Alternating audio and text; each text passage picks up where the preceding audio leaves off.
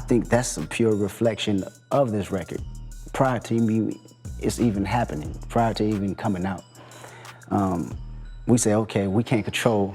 Now we see we can't control what's going on out there. You know, it's a whole nother power to be. So what we can do now, we can start coming together and figuring out our own problems and our own solutions, you know?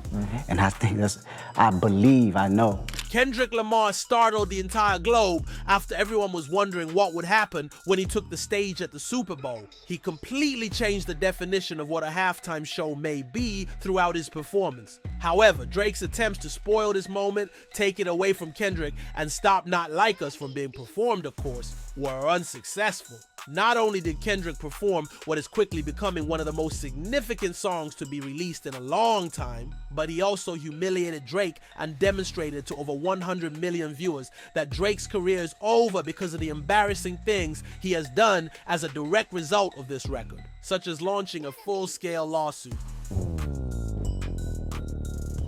All the while pushing hip-hop to new heights that we have never seen.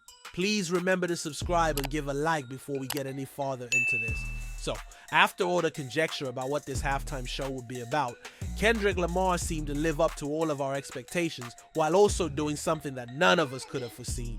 Because throughout his entire set, he not only demonstrated to the world the full potential of hip-hop as an artistic and narrative medium, but he also genuinely reinvented how musicians may utilize the halftime slot.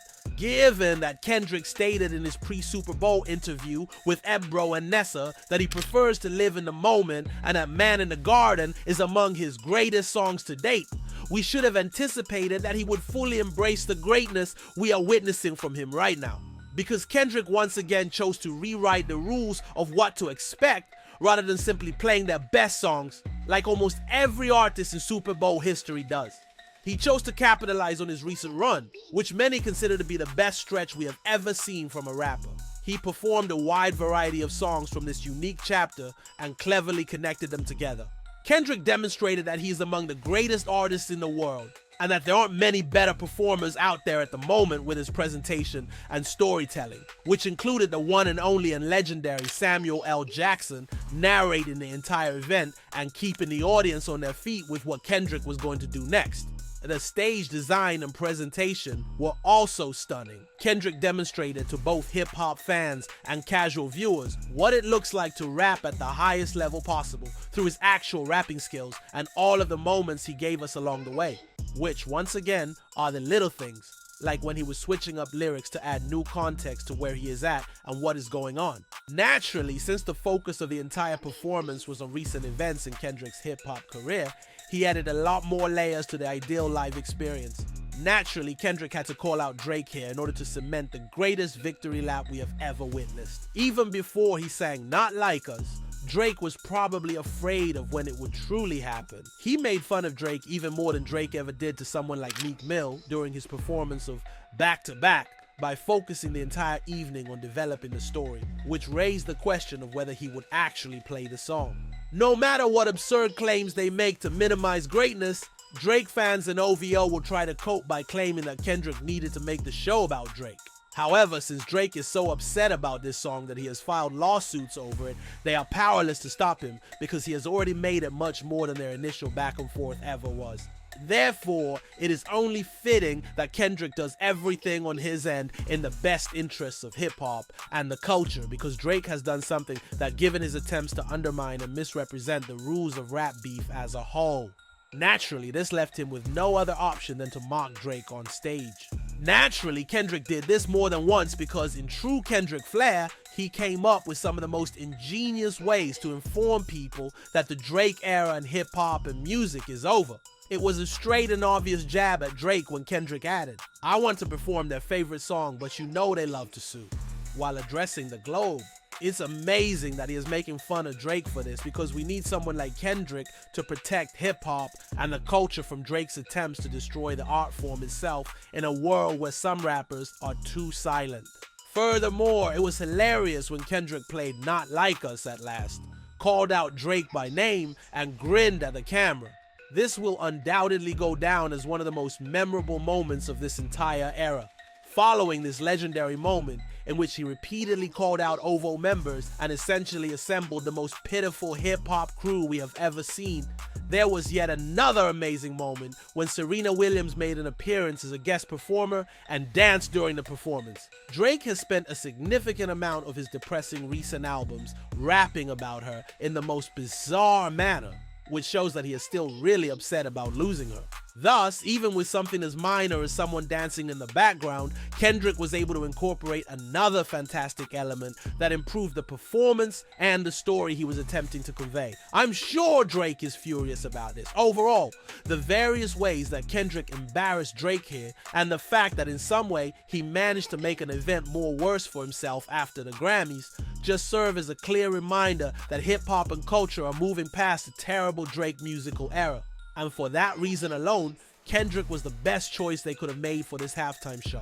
Given his entire set, we can understand why hip-hop is doing so well and why things are only going to get better because of what he achieved. Kendrick started things off by knowing what might be coming very soon in the future, even though he mostly stayed in the present with the songs he was playing. Of course, he played the unpublished clip that we heard in the GNX trailer before it was released.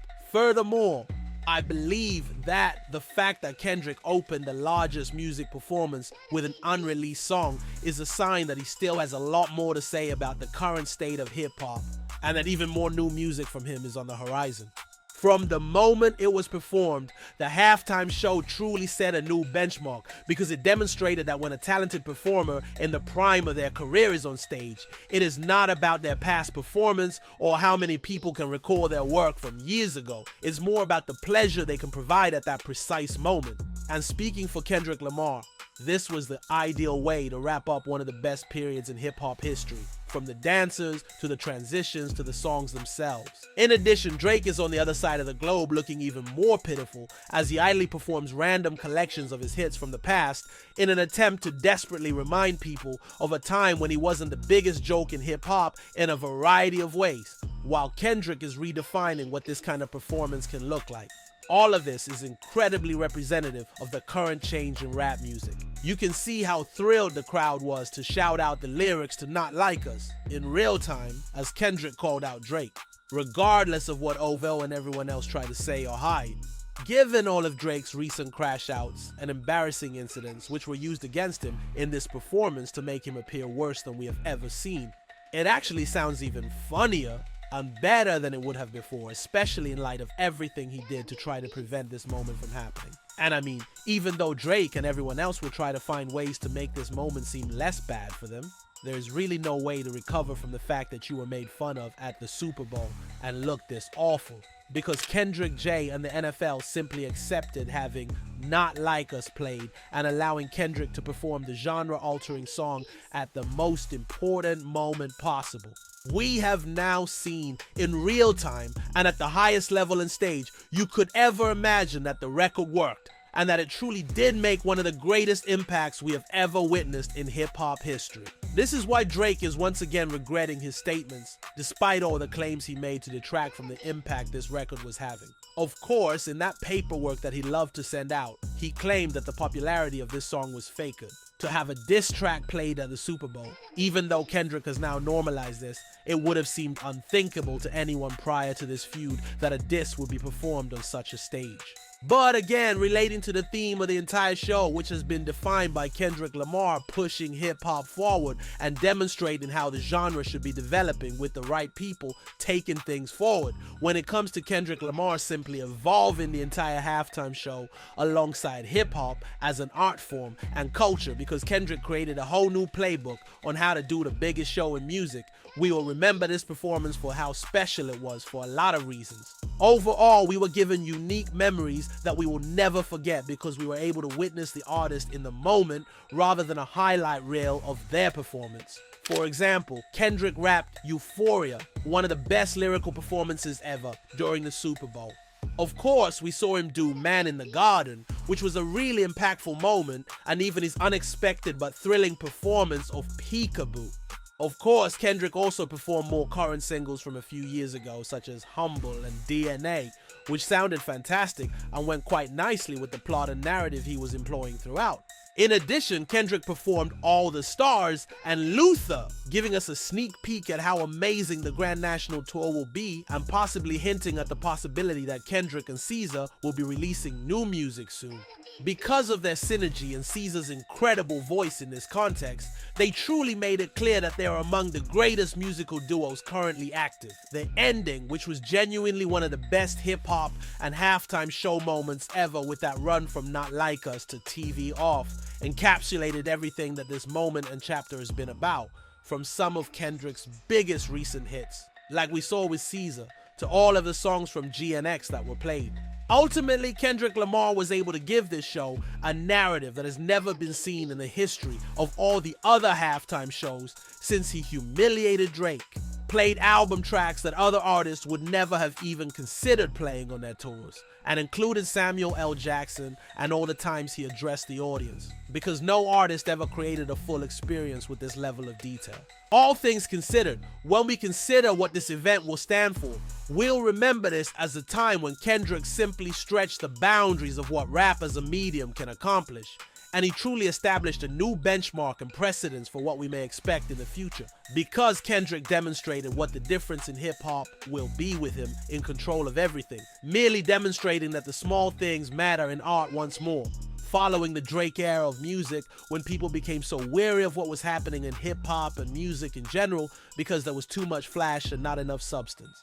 And that we are indeed returning to a time when honesty is valued and competitiveness is crucial, particularly in a medium like hip-hop where, despite efforts to change things, your words are more significant than anything else. Since these issues are at the forefront, MCs will be pushing themselves to create their greatest work to date.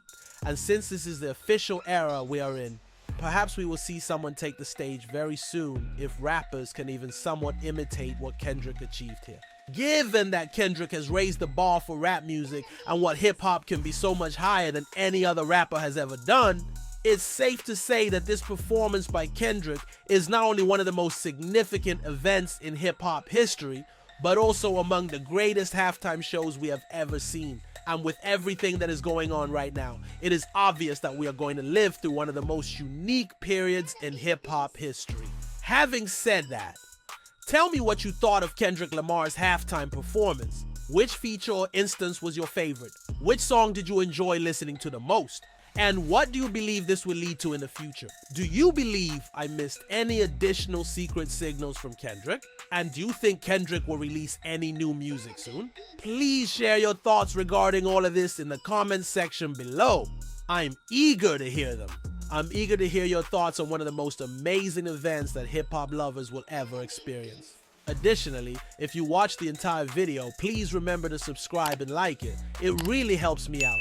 Check out the suggested video to learn how Drake realized his career was about to end because he was unable to halt this legendary moment that turned into the Super Bowl halftime show.